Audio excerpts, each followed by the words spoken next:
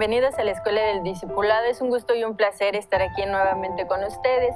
Y también es un placer darle la bienvenida a mi hermano Héctor. Bienvenido, hermano Héctor. Gracias a Dios, una vez más aquí compartiendo con la audiencia. Vamos a ver qué Dios nos tiene hoy, qué palabra nos da. Hay que estar muy atentos para entender su mensaje. Gracias por la invitación. Gracias. Bueno, y también es un placer darle la bienvenida a la doctora Liliana. Bienvenida. Muchas gracias, Eli. Siempre es un placer, es un gozo estar aquí aprendiendo de la palabra. Claro. Pues, y este día vamos a escudriñar la escritura en Éxodo 20, en sus versículos 22 al 26. Y pues me gustaría iniciar leyendo los versículos 22 y 23, que dicen así. Entonces, el Señor le dijo a Moisés, dile al pueblo de Israel lo siguiente, ustedes han visto con sus propios ojos que les hablé desde el cielo. Recuerden que no deben hacer ningún ídolo, ni de plata, ni de oro, que compita conmigo. Bueno, tenemos aquí la instrucción que el Señor le da a Moisés. Sabemos que el Señor en su palabra también dice que Él es un Dios celoso. ¿No es así, profesor? Sí, así lo dice Él y así es, lo podemos ver y lo podemos comprobar a través de la historia del pueblo. Cabe mencionar que acabamos de ver los 10 mandamientos y ya los vimos los 10. Y aquí vemos que en esto que nos resta para terminar el capítulo 20, el Señor confirma, reafirma los 3 primeros mandamientos, ¿verdad? Entonces, pensaba mientras estudiaba un poquito de cómo el Señor nunca nos dice una sola vez las cosas, en el entendido de que podemos no escuchar bien, podemos no entender bien, y entonces nos reafirma más de una vez, nos confirma lo que quiere que hagamos. Y en esto que acaba de leer nuestra hermana, pues vemos que nos vuelve a hablar precisamente de esos primeros mandamientos. Nos habla de idolatría una vez más. Esa idolatría a la cual no le damos a veces la importancia que tiene, pero a través de la historia del pueblo de Israel vemos que ha sido un factor determinante para desviarse del camino. Y lo podemos ver con reyes tan importantes como Salomón y con muchos más, obviamente. Y nosotros no estamos exentos de eso. Así es. A veces de manera inconsciente seguimos con esa idolatría. Me llamaba la atención cuando habla de plata y oro.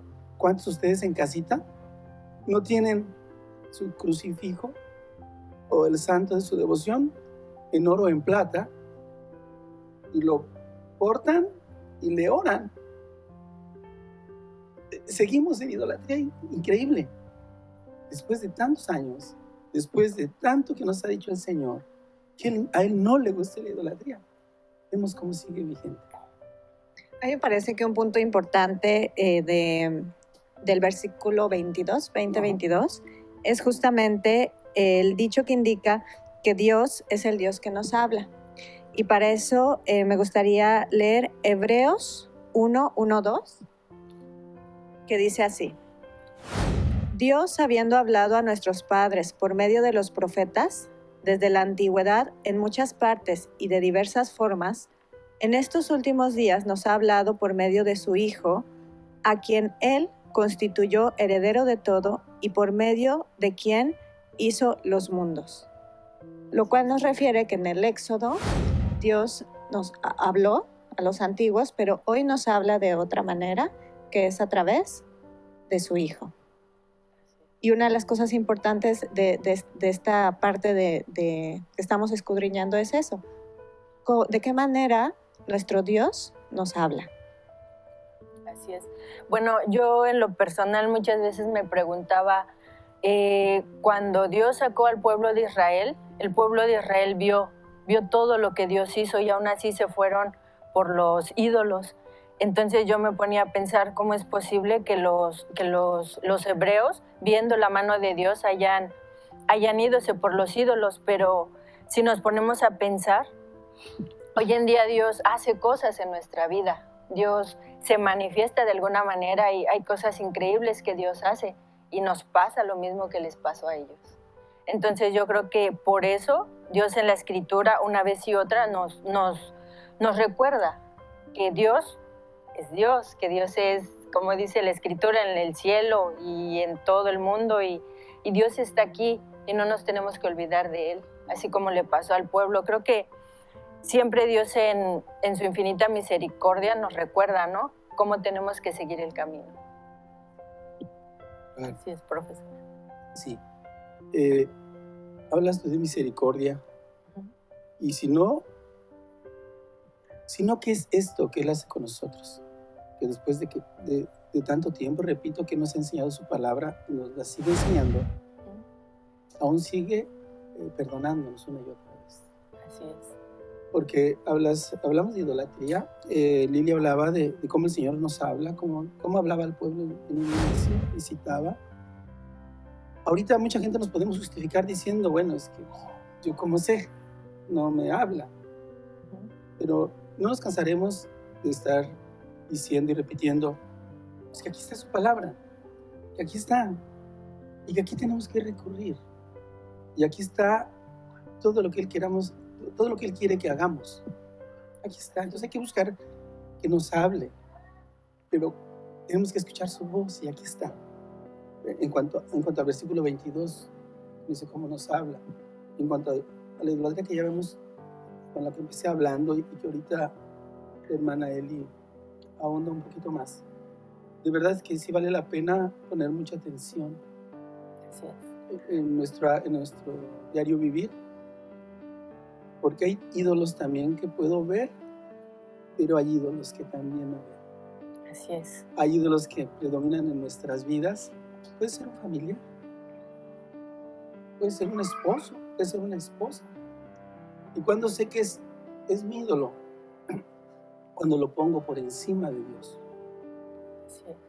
Puedo decir, ay, no, yo no. Claro que sí.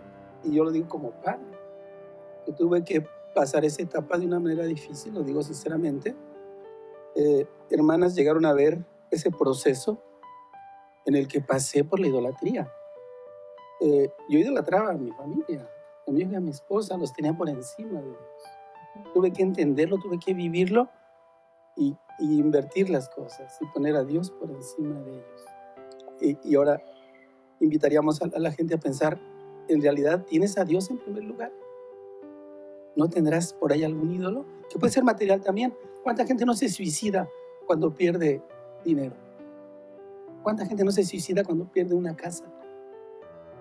Hay gente que se le muere un familiar y jamás se recupera. Perdón por el ejemplo, acabamos de vivir un ejemplo de una mamá que murió su hijo, lo mataron, creo que tenía 15 años de edad, y la señora jamás se levantó. Fuimos a verla, pero ya a los pocos días falleció. A ese grado tenemos ídolos. Y el Señor nos habla claramente que no tengamos ídolos. Así es. Es ponérselo bien. Y una de las cosas también que nos dice este pasaje es que los ídolos son mudos. Los ídolos no nos hablan. Esa diferencia entre la voz de Dios y los ídolos que no hablan. Y para eso me gustaría leer Habacuc 2, de 18 al 20, y Primera de Corintios 12, 2, 3. Si quieren, empiezo con Habacuc y me ayudan con Corintios. Dice, ¿de qué aprovecha la escultura que su escultor ha tallado? Y si la imagen fundida es doctrina mentirosa, ¿por qué el corazón de su escultor pone la confianza en ella al hacer un ídolo mudo? Hay del que dice al pedazo de madera, despierta, y a la piedra muda, levántate. Nada son, y están recubiertos de oro, y no tienen aliento. Pero Yahweh está en su santo templo. Tiemble toda la tierra ante su presencia.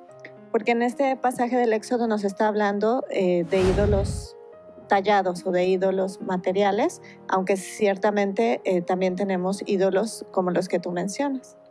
Y Primera de Corintios 12, 2, 3. 12. ¿Sabéis que cuando erais gentiles se os extraviaba llevándoos como se os llevaba a los ídolos mudos? Por tanto, os hago saber que nadie que hable por el Espíritu de Dios llama anatema a Jesús. Nadie puede llamar a Jesús Señor, sino por el Espíritu Santo. Así es. Bueno, retomando también lo de los ídolos, me gustaría leerles Deuteronomio 7, 25 y 26, que dice: los ídolos de sus dioses quemarás en el fuego, no desearás la plata ni el oro con que estén recubiertos, ni los tomarás para ti, no sea que por ello te enredes en lazo, pues es abominación a Jehová tu Dios. Sí, fíjate que aquí mismo de Deuteronomio, desde antes nos advierte. En el capítulo 4, versículo 15. De hecho, el título de esta lectura es Advertencia contra la idolatría.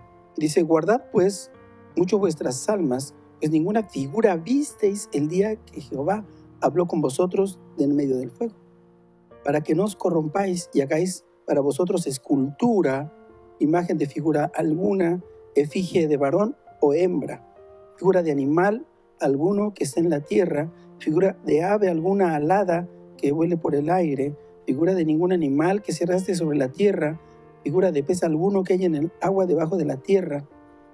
No sea que alces tus ojos al cielo, y viendo el sol y la luna y las estrellas y todo el ejército del cielo, seas impulsado y te inclines a ellos y les sirvas, porque Jehová tu Dios los ha concedido a todos los pueblos debajo de todos los cielos. Aquí es claro, nos enumera todo aquello a lo que podemos guardar la idolatría, y si lo analizamos, es precisamente a todo lo que el hombre ha hecho idolatría, y él nos lo advirtió hace mucho tiempo. Así es. Bueno, hace algún tiempo platicaba con una persona, y esta persona me decía que él sabía que tal vez tenía que regresar a la Iglesia Católica a renunciar de su antigua creencia. Entonces yo le decía, pues tú tienes que renunciar, pero en tu corazón. O sea, tal vez lo de ir a renunciar como una religión, tal vez era algo secundario, o tal vez no sé si será importante, pero yo le decía, algo importante es que tú tienes que sacarlo de tu corazón. Así como el pueblo de Egipto, que salió de Egipto y todavía tenía Egipto en su corazón. Entonces yo creo que para nosotros, en cuanto a esa idolatría, es importante sacarla de nuestro corazón. Y al decir en el versículo 23 del oro y la plata, está exhortando que la adoración a Dios debe no dar cabida al oro y la plata, es decir, a esas riquezas que son del mundo, que tenemos atesoradas, y para poder estar adorando al Señor tenemos que renunciar o hacer ese sacrificio en el corazón. Sí, Yeshua o Cristo dice en su palabra, en uno de sus, creo que es Mateo, no lo recuerdo, donde dice, Mateo 5, no podéis servir a Dios y a las riquezas. Con respecto a lo que es lo que representan el oro y la plata, que representan las riquezas. Yo creo que por ahí va. Y hay pasajes que no lo demuestran. Por ejemplo, está Hechos 3, del 5 al 6, y Primera de Timoteo 6, 17, 19. Voy a leer Hechos 3, 5 al 6. Dice, es la que se refiere al cojo que es sanado. Y entonces está Pedro y dice, el hombre puso atención creyendo que le iban a dar algo, pero Pedro le dijo, no tengo plata ni oro, pero lo que tengo te lo doy. En el nombre de Jesucristo de Nazaret, levántate y anda. Claro. Ese es el tesoro que Pedro podía. Ese es el tesoro que se pone en el cielo, ¿no? Que dice que Jesucristo hace tesoros en el cielo. Así es. Son esos. Tenías otra lectura. Primera de Timoteo 6, 17, 19. ¿La tienes? Sí. Okay. A los ricos de este siglo manda que no sean altivos, ni pongan la esperanza en las riquezas, las cuales son inciertas, sino en el Dios vivo, que nos da todas las cosas en abundancia para que las disfrutemos. Que hagan bien, que sean ricos en buenas obras, dadivosos, generosos, atesorando para sí buen fundamento para lo porvenir, que echen mano de la vida eterna. Así es. Bueno, pues creo que esta cita es muy importante, ¿no? Muchas veces citamos, ¿no? Que tenemos que buscar primero el reino de los cielos y lo demás nos será añadido. Pero a veces, o sea, nosotros estamos preocupados, estamos afanados por trabajar, por ganar dinero y no que esto sea malo, sino que a veces hay o sea, como que perdemos ese enfoque, ¿no? De decir, primero tenemos que buscar a Dios y ya después Él nos dará. A veces, sea como sea, nos distrae eso, ¿no? De estar pensando, ay, es que tengo que trabajar mañana tal vez doble porque necesito más dinero, es que tengo que buscar otro trabajo. Y tal vez no nos ponemos a pensar, ¿no? De que Dios pues nos dará todo, ¿no? Cuando confiamos en Él. Sí, porque su palabra lo dice. Así es. Buscad el reino de su justicia y todo esto será añadido. Tenemos que confiar, por ahí va la confianza. Sí. Si me permiten, antes de agotar el tema, para corroborar y para confirmar en Apocalipsis o revelaciones que sabemos que es lo último que se escribe o que viene aquí en la Biblia. Y no pensemos que este tema pues fue de antes y que hoy no es vigente.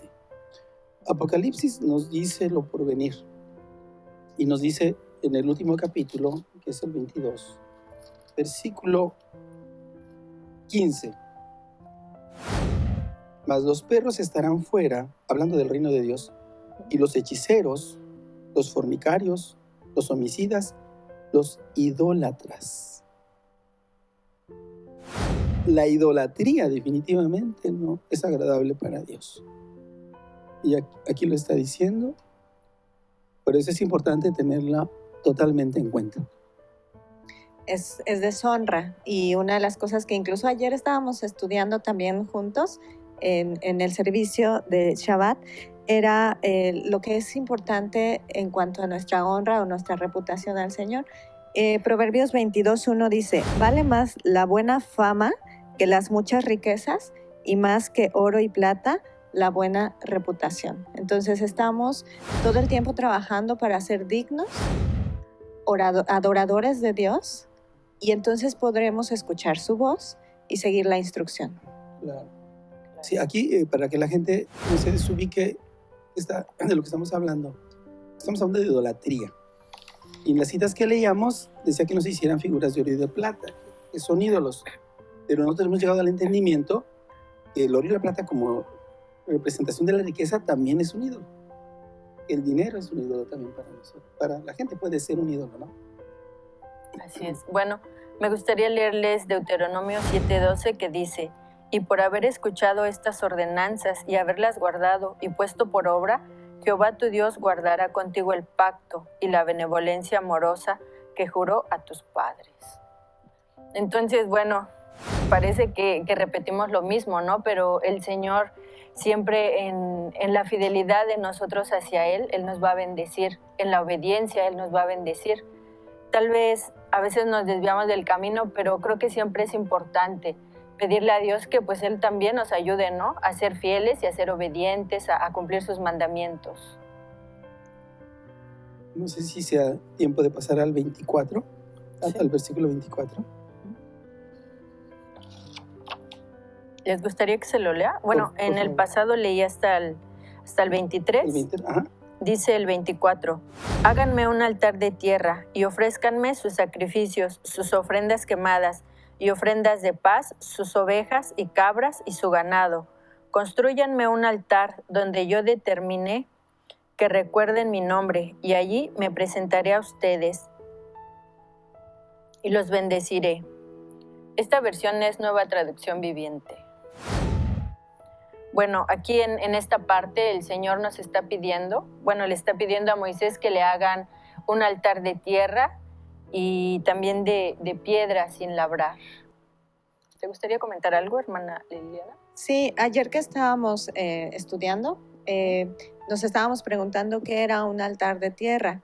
Y ya después, a través de las conversaciones que tuvimos, que estuvimos leyendo la palabra, entendimos que tiene que ver con que además de que está hecha con algo que Dios creó, es de una estatura pequeña, a diferencia de un altar alto, y que tiene que ver con lo que nosotros necesitamos ser redimidos y debemos menguar para que pueda entrar nuestro Señor. Es decir, nos llama a adorarlo, siendo a los ojos de los hombres como lo menos, pero a los ojos de Él lo más grande. Creo que a eso se refiere con altar de tierra. Así es. ¿Usted qué opina, hermano Héctor? Sí, trataba mientras te escuchaba, perdón, disculpen la garganta, mientras escuchaba a la hermana Lili, trataba de verlo a los ojos de hoy, ¿no? El altar que hoy pide el Señor. Porque en aquel tiempo esto es literal. Él pide que se le haga realmente un altar. Pero ahora, ¿dónde está ese altar? Pues en nuestro corazón. En nuestro corazón. Y habla de piedras. Perdón, es en el 24, ¿verdad? De tierra. Habla de tierra. El siguiente es cuando habla de piedras. Sí. Aquí habla de tierra. ¿Qué representa la tierra para nosotros? En el Génesis dice que Dios tomó para hacernos tierra y sopló aliento de vida. La tierra es el material con el que fuimos hechos por el Señor. Así es. Y pide su altar en este tiempo del mismo material. Pide un altar de tierra. Y si lo vemos así como hicimos en la actualidad, pues seguimos siendo de tierra nosotros. Así es. Y como lo decías, pues el altar ahora debe ser nuestro corazón. Ahí es donde debe de estar. Así es. Bueno. ¿Me permiten leer Hebreos 13, 10, 16? Dice, nosotros tenemos un sacrificio distinto, del cual no tienen derecho a comer los sacerdotes del antiguo santuario, pues el sumo sacerdote lleva la sangre de los animales al santuario como ofrenda para quitar el pecado, pero los cuerpos de estos animales se queman fuera del campamento. Así también Jesús sufrió la muerte fuera de la ciudad para consagrar al pueblo por medio de su propia sangre. Vayamos pues con Jesús fuera del campamento y suframos la misma deshonra que él sufrió. Pues en este mundo no tenemos una ciudad que permanezca para siempre, sino que vamos en busca de la ciudad futura. Por eso debemos alabar siempre a Dios por medio de Jesucristo. Esta alabanza es el sacrificio que debemos ofrecer. Alabémosle pues con nuestros labios. No se olviden ustedes de hacer el bien y de compartir con otros lo que tienen, porque estos son los sacrificios que agradan a Dios. Entonces, no solamente en nuestro corazón, sino también el compartir y dar testimonio de lo que nuestro Dios fuerte y poderoso ha hecho en nosotros, y ir a los hermanos a dar testimonio de este Dios invisible. Sí, el sacrificio actual es el que viene, lo que acabas de leer. Y también lo podemos ver, por ejemplo, en Lucas, cuando le preguntan a Juan el Bautista qué tenemos que hacer. Y dice lo que te acabas de comentar. Si tienes 2 túnicas, dale una al que no tiene. ¿Verdad? Entonces, sí también hablabas de sacrificio de alabanza. Entonces, son los sacrificios que hoy nos pide el Señor. El compartir, el darnos. Incluso aquí nos han mencionado muchas veces, nos han dicho vida por vida. O sea, ya no es que sacrifiques solamente una parte de ti o un poco de ti, sino la vida misma. Pero nosotros los que vivimos en Cristo sabemos que ese sacrificio no es doloso, no nos pesa. Es un holocausto agradable. Es un sacrificio agradable, el darnos a Dios. No lo tomemos como un sacrificio, como algo pesado para nosotros. Si no es algo agradable, yo creo que los que lo vivimos nos damos a Él en todo lo que podemos y nos sentimos bien. Es agradable. En Hebreos 10 dice, no quiero sacrificios ni ofrendas, sino nosotros digamos, heme aquí. Aquí estoy. Sí, y en Malaquías, si no lo recuerdo también, habla de que ya no querer sacrificios, sino quieres misericordia. Curiosamente el tema está brotando, ¿verdad? últimamente. Misericordia y justicia. Claro, pues me gustaría leerles el versículo 25. Dice, si usan piedras para construir un altar, que sean piedras enteras y su forma original. No den forma a las piedras con ninguna herramienta, pues eso haría que el altar fuera indigno de un uso santo. Bueno, aquí el Señor ya nos está mencionando pues de no darle forma a las piedras, de no hacer imagen. Sabemos también que no nada más a las piedras o a los objetos se les da como forma de ídolos, sino también hay otras formas que se le han dado en el mundo y que se usan, como los obeliscos, que también hay gente que los adora. Pero, ¿qué les parece si continuamos con este tema? Vamos a un corte.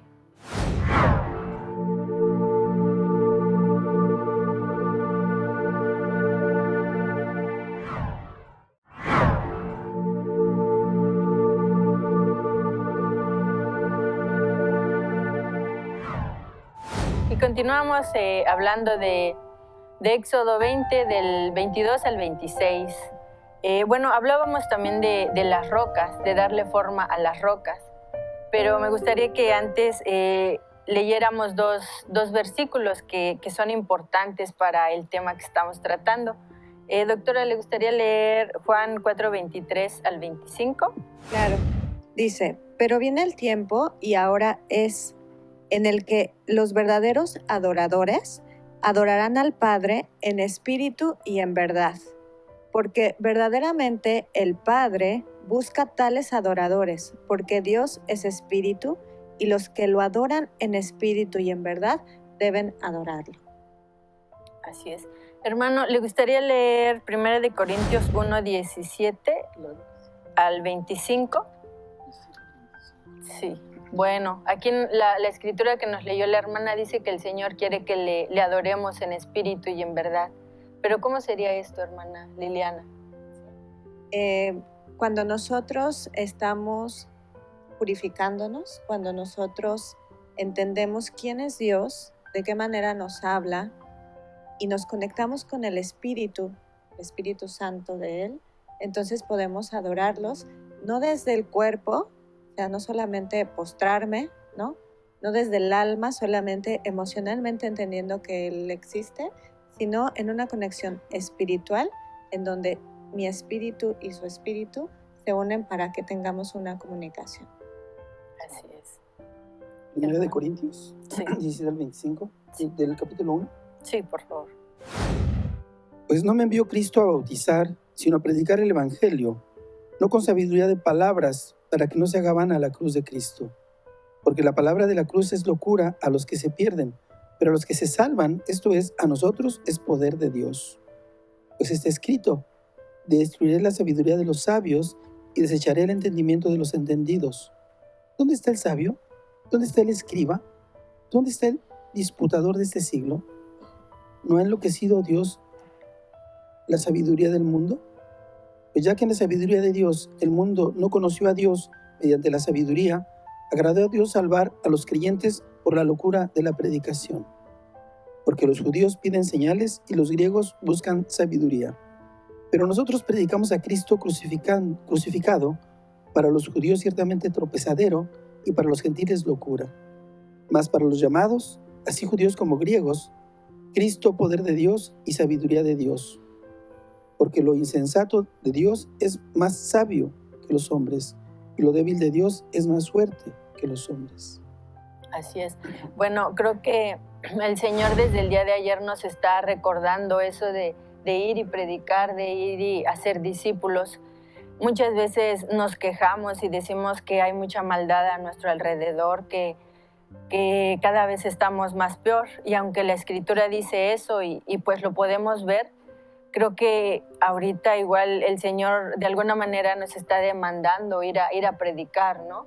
Sí. Creo que... Si me permite regresar un poquito al versículo literal. Él pide que se le haga altar de tierra en el anterior versículo. Dice, y si me hicieres altar de piedras, no se labren, que no sean de cantería, sino que estén así brutas, sin tocarse. Dice que, porque si se hiciera así con alguna herramienta, lo profanarás. Yo entiendo aquí como pureza, que no se contamine ese altar, que esa piedra no sea tocada con nadie, que se deje así tal cual, natural. Y comparándolo con lo que leías, hermana Lili, es igual su palabra. Si esta palabra, que viene de Dios, la contaminamos con sabiduría del mundo, con sabiduría del hombre, ya no sirve para altar. Necesitamos conservar su naturaleza, su pureza. Es lo que alcanzo a entender en esto, ¿no? Y también se refiere a lo posible que está, o el acceso que nosotros tenemos a la cruz. Voy a leer textualmente una parte de la Biblia Recobro, que es la explicación que da, y dice: el altar debía erigirse con materiales creados por Dios, ya sea la tierra misma o piedras no labradas. Esto indica que la cruz fue preparada íntegramente mediante la obra de Dios, sin dar cabida alguna a la labor del hombre. Por tanto, erigir un altar de este modo significa recibir lo que Dios preparó sin añadirle obra humana. Un altar hecho de tierra o piedras también nos muestra cuán disponible está la cruz para nosotros. Así es. Bueno, lo que yo alcanzo a entender es que de un principio la salvación pues viene de Dios. Nosotros de un principio no tenemos que hacer nada. Y porque tal vez hay personas que pueden pensar que, bueno, como la Escritura dice, ¿no? Que la gracia es por Dios, no por obras que nosotros hayamos hecho. Así es. Entonces creo que un poco se refiere a eso, ¿no? Que eso, la salvación viene de Dios y pues es de Dios. Entonces nosotros por más que hagamos no alcanzamos la salvación. No por nuestras obras. Exacto. No por las obras de hombre. Y además, extendiendo un poquito el tema con respecto a la piedra, la roca, pues vemos que hay varias aristas por donde podemos hablar, ¿no? Aquella roca, cabeza de ángulo, que desecharon, y era la cabeza de ángulo Yeshua, esa roca pura. Igual nosotros, rocas también, piedras vivas, Sí, para construir la iglesia del Señor. así es. Mientras más puras, mientras más naturales, mucho mejor, ¿no? Así es. Bueno, ¿les parece si nos pasamos al versículo 26? De acuerdo.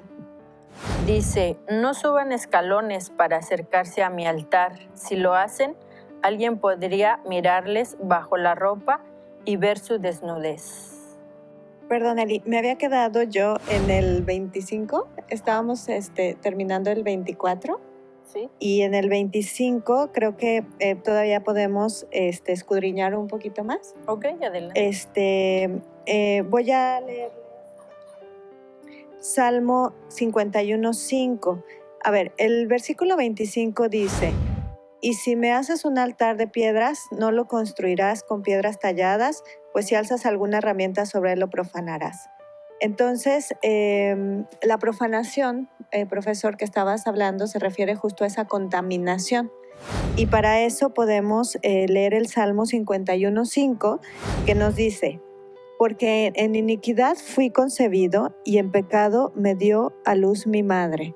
Entonces, nosotros nacemos muertos en delitos y pecados, y nos está invitando ante los ojos de Dios a esto que fue profanado, irlo santificando o ir en el camino hacia la santificación. Y también tengo la cita 2 de Corintios 5:21, que dice: Cristo no cometió pecado alguno, pero por causa nuestra Dios lo trató como el pecado mismo, para así, por medio de Cristo, librarnos de culpa. Entonces, a mí lo que más me ha llamado la atención es cómo Éxodo nos vuelve a llevar al Mesías.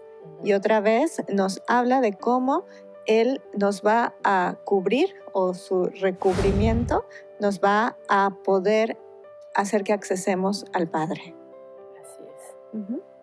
Muy bien. ¿Le gustaría agregar algo, hermano? ¿No? Ok. ¿Podemos pasar entonces al 26? Bueno, entonces tenemos que en el altar nos habla de la desnudez, de la vergüenza. Entonces, recuerdan que de un principio, en el principio en Génesis, dice la Escritura que Adán y Eva estaban desnudos y que no se avergonzaban delante de Dios, pero pues luego vino el pecado. Y creo que después de esto también nos habla un poco de la cobertura, porque como lo acabas de decir, Cristo es esa cobertura para que estemos delante del Padre y no tengamos esa vergüenza por tener esa desnudez delante de Él. Esa desnudez que pues Adán y Eva pues de alguna vez hicieron que fuese posible, ¿no? Que más bien ellos de alguna manera fueron los que nos desnudaron delante de Dios, ¿no? Si me permites, me gustaría leerlo, porque creo que es la raíz, Así es. finalmente, para entender esto, ¿no? Así Este versículo. es. Sí. En Génesis 2:25 dice, y estaban ambos desnudos, Adán y su mujer, y no se avergonzaban. Y después, en el versículo 10 del capítulo 3, dice, y él respondió, oí tu voz en el huerto y tuve miedo, porque estaba desnudo y me escondí. Y Dios le dijo, ¿quién te enseñó que estabas desnudo? ¿Has comido del árbol que yo te mandé que no comieses? Pero después, en Génesis 3:21 dice, luego Yahweh Dios hizo vestiduras de piel para Adán y para su esposa y los vistió. Entonces, en un primer momento, en la naturaleza perfecta, en el primer momento de la creación, ellos no tenían vergüenza. Cuando en Génesis 3:7 les son abiertos los ojos, ¿no? Porque cometen el pecado, pueden, digamos, ya fue profanado, ¿sí? El cuerpo de Adán y Eva. Y después, en Génesis, aún así, con todos los pecados, Dios les da vestiduras de piel. Textualmente son pieles de animales, pero hemos analizado en diferentes estudios que no sabemos cómo era realmente el cuerpo de Adán y Eva, ¿no? Y entonces, después que es profanado, necesita una piel como esta que nosotros tenemos de carne para transitar en este periodo en donde va a estar la humanidad así como la conocemos, hasta volver a alcanzar un cuerpo glorificado. Y entonces aquí nos habla acerca de cómo Dios es bueno y a pesar de nuestros pecados, a través de Cristo nos vuelve a recubrir, así para que esa desnudez sea cubierta. Sí. En Lucas 15, del 22 al 24, también nos habla en la parábola del hijo despilfarrador, y me llamó la atención porque pareciera ser como una analogía del Génesis en cuanto a que no tiene nada y después le da la vestidura. Y dice, y su hijo le dijo, Padre mío, he pecado contra el cielo y ante ti. No merezco ser llamado tu hijo.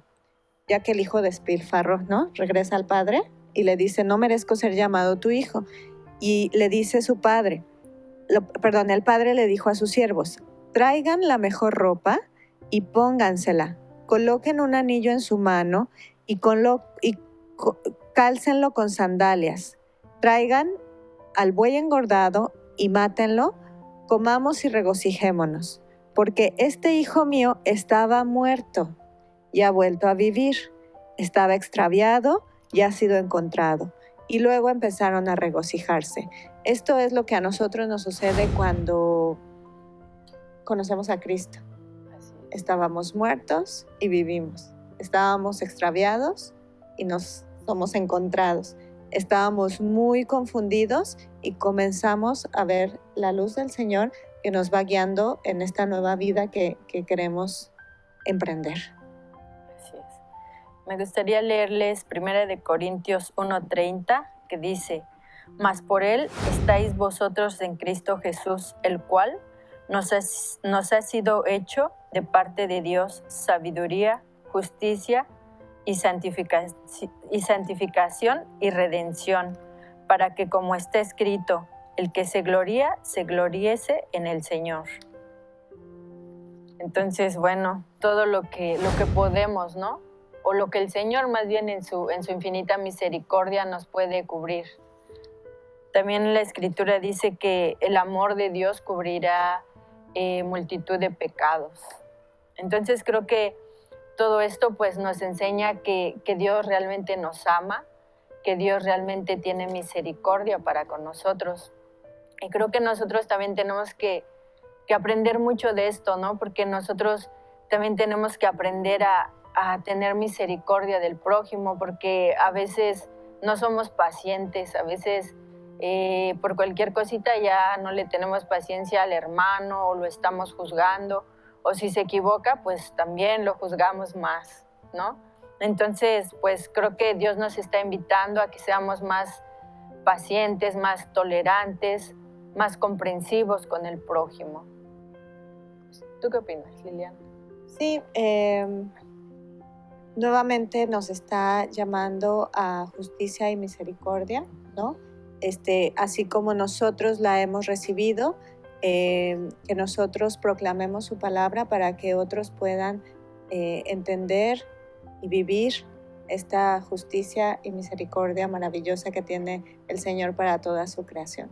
Pero primero tenemos que aprender a conocerlo, aprender a escucharlo, a saber quién es este Dios, que es quien a través de su poder manifiesta los cambios en nuestras vidas. Sí, efectivamente.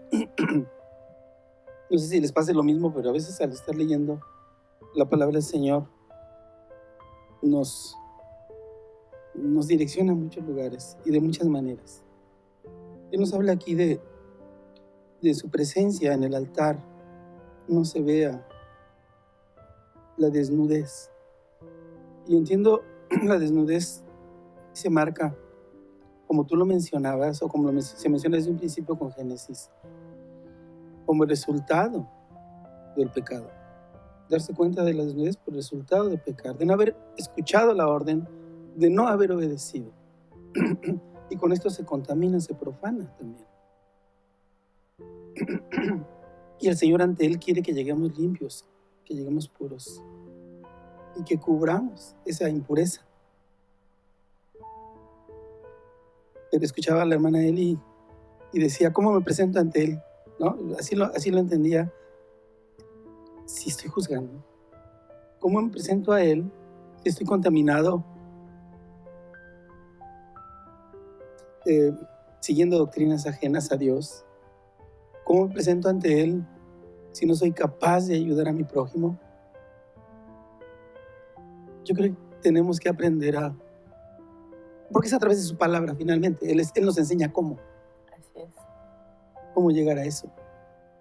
Entonces, y nunca lo vamos a alcanzar completamente, porque mientras estemos en esta naturaleza caída, siempre vamos a estar pecando, invariablemente. O sea, no podemos llegar a la altura del varón perfecto que es Jesús, aunque estamos tratando de. Y por eso también la palabra dice, tenemos que limpiar nuestras vestiduras, porque de cualquier manera siempre estaremos en esas vestiduras hasta que podamos llegar con Él. Sí, bien importante este tema, porque si muchos decimos, bueno, somos pecadores y así vamos a ser siempre, pero estamos en una lucha constante, ¿verdad? Como lo dice Pablo también en su escritura, estamos queriendo llegar a la meta y nos estiramos y estamos esforzándonos siempre por hacerlo. Y ahora en Cristo y con el Espíritu Santo es mayor nuestra fuerza, es mayor nuestra capacidad para intentar lograr eso, llegar a la estatura del varón perfecto. Como un intento, ¿no? Sí, todo el tiempo estamos trabajando en ello. Así es. Bueno, ahorita que ustedes comentan eso, recuerdo que en Apocalipsis, al final, casi al final habla, donde dice que son los que están limpiando sus vestiduras. Bueno, no sé si estoy mal, pero de alguna manera no dice los que ya terminaron de limpiar sus vestiduras, sino los que están en ese proceso.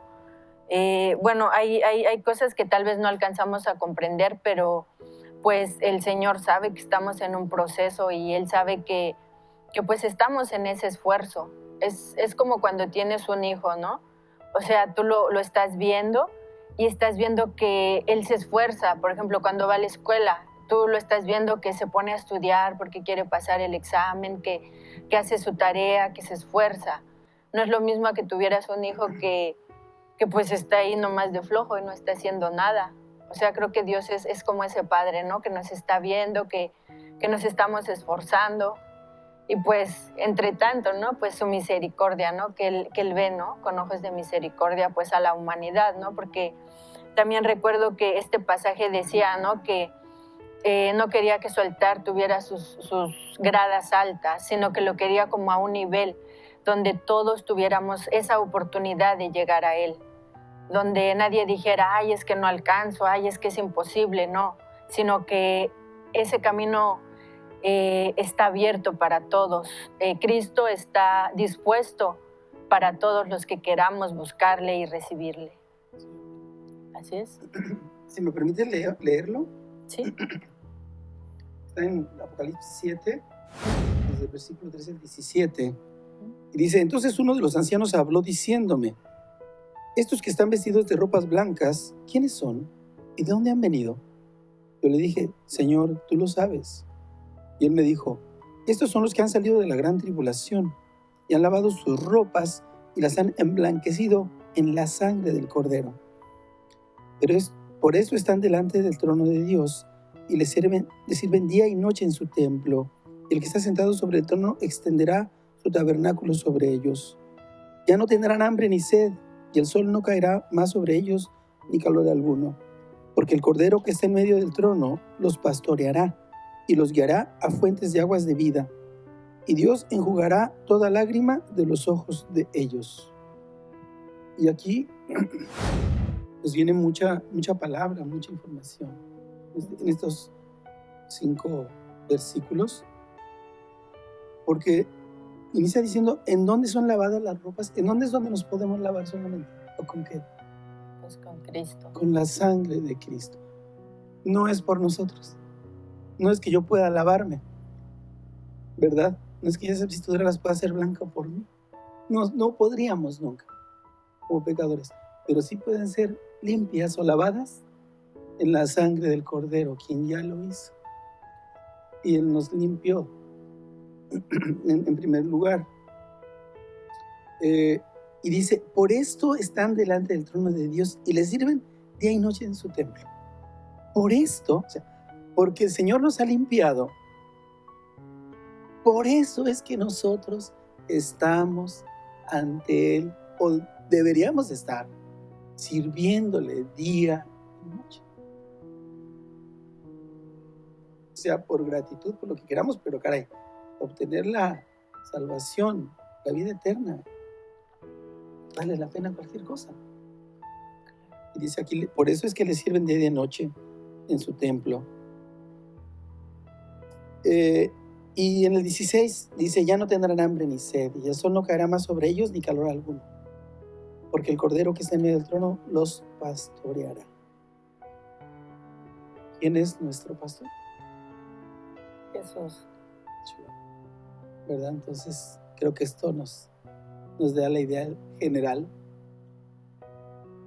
del por qué es necesario, del por qué es importante saber cómo llegar a esto, cómo llegar a la limpieza de mis vestiduras, ¿verdad?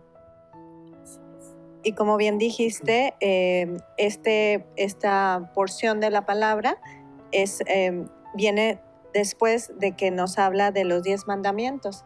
Entonces, se dan los 10 mandamientos y luego se dan maneras o formas de cómo trabajar con esos 10 mandamientos, ¿no?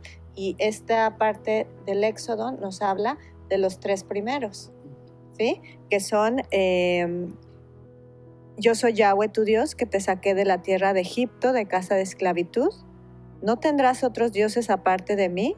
No te harás ninguna imagen ni semejanza alguna de lo que hay arriba en el cielo, ni de lo que hay abajo en la tierra, ni de lo que hay dentro de las aguas debajo de la tierra. No las adorarás, ni les tendrás culto, porque yo soy Yahweh tu Dios, Dios celoso, que castiga las culpas a los padres sobre los hijos acerca de la tercera y cuarta generación y de aquellos que me aborrecen, pero muestro misericordia a miles de generaciones a las que me aman y a las que guardan mis ordenanzas. Hasta ahí. Y no jurarás falsamente el nombre de Yahweh tu Dios, pues Yahweh no considerará inocente al que jure falsamente en su nombre. Entonces, esta pequeña parte nos habla de escuchar el verdadero nombre de Dios, de no hacer falsos ídolos y de estar en adoración a Él y solo a Él de la manera correcta. Entonces es nada más la forma en que nos está pidiendo que cumplamos con estos mandamientos. Así es. Sí, nos confirma, como decíamos al principio, lo que ya nos dijo. O sea, Él ya nos dio los 10 mandamientos, pero no lo deja solo ahí, ¿no? Sino Él, vamos a decirlo, insiste, una vez nos vuelve a remarcar qué es lo que Él quiere y cómo lo quiere, aún nos especifica aún más cómo es que Él quiere que se cumplan esos 3 primeros mandamientos, porque en la obediencia de ellos 3 cumplimos el primero, que es el fundamental: amar a Dios con todo nuestro corazón, con toda nuestra alma y con todas nuestras fuerzas.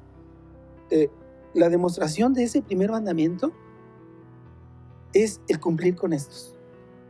Así es. Porque no puedo decir que amo a Dios de esa manera si tengo idolatría de cualquier tipo. No puedo decir que amo a Dios de esta manera si no obedezco lo que Él me está diciendo, ¿verdad? Entonces, entiendo también que igual no lo amo de esta manera si no tengo mi altar como Él quiere que lo tenga. Mi tierra. Así mi es. altar de tierra, mi tierra, Así es. que soy yo, que es mi cuerpo, que es mi ser, total y absolutamente al servicio del Señor, y lo que incluye o lo que implican todos los sacrificios que tenemos que hacer, a las cosas que tenemos que renunciar, que no se compara a todo lo que vivió Cristo, ¿no?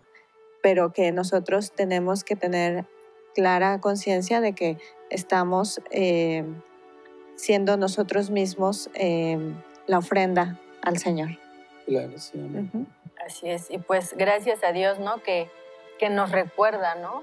Tal vez lo que no hemos entendido o que permite que entendamos lo que no hemos entendido. Bueno, me gustaría leerles Apocalipsis 22:12. Y dice: miren, yo vengo pronto y traigo la recompensa conmigo para pagarle a cada uno según lo que haya hecho. Yo soy el Alfa y la Omega, el primero y el último, el principio y el fin.